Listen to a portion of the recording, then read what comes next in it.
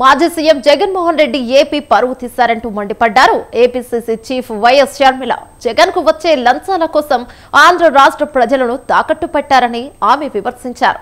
అదే ఆదాని సంస్థ యూనిట్ విద్యుత్తును పక్క రాష్ట్రాలకు ₹1.99 అగ్రిమెంట్లు చేసుకుంటే ఒక్క ఏపీలో మాత్రం ₹2.49 ఒప్పందాలు చేసుకున్నారని షర్మిల ఫైర్ అయ్యారు.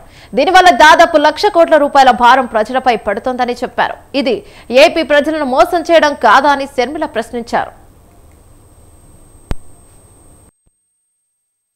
జగన్మోహన్ రెడ్డి గారికి వచ్చే లంచాల కోసం ఆంధ్ర రాష్ట్ర ప్రజలను తాకట్టు పెట్టినట్టు కాదా ఇది అని అడుగుతున్నాం. యూనిట్ ధర పక్క రాష్ట్రాలకు అదే అదాని పవరు ₹99 అగ్రిమెంట్లు చేసుకుంటే ఆంధ్ర రాష్ట్రంలో మాత్రం ₹2.49 అగ్రిమెంట్లు చేసుకోవడానికి జగన్మోహన్ రెడ్డి గారు ఒప్పుకున్నారు అంటే కేవలం ఈయనకు లంచాలు ఇచ్చినందుకు వల్లే కదా. సో ఈయనకు లంచాలు ఇస్తే ఆంధ్ర రాష్ట్ర ప్రజలను తాకట్టు పెట్టడానికి సిద్ధం.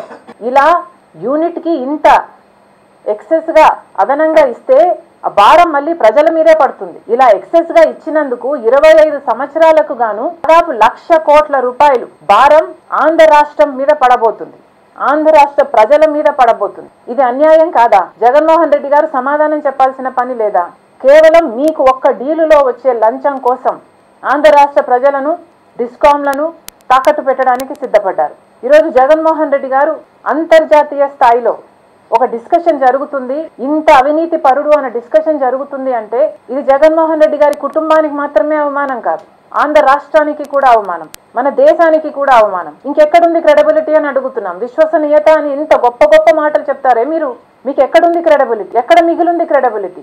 5 సంవత్సరాలు ప్రజలు బంగారు అవకాశాన్ని ఇస్తే దాన్ని అన్ని రకాలుగా దుర్వినియోగం చేశారు. ఎక్కడుంది మీకు క్రెడిబిలిటీ? ₹1,750 కోట్ల కోసం ఈరోజు మీ పేరు ఒక భారతదేశంలోనే కాదు అమెరికాలో కూడా అవినీతి పరుడు అని ముద్ర పడింది అంటే ఇస్ ఇట్ వర్త్ ఇట్? ఆ ₹1,750 కోట్ల మీ రెప్యుటేషన్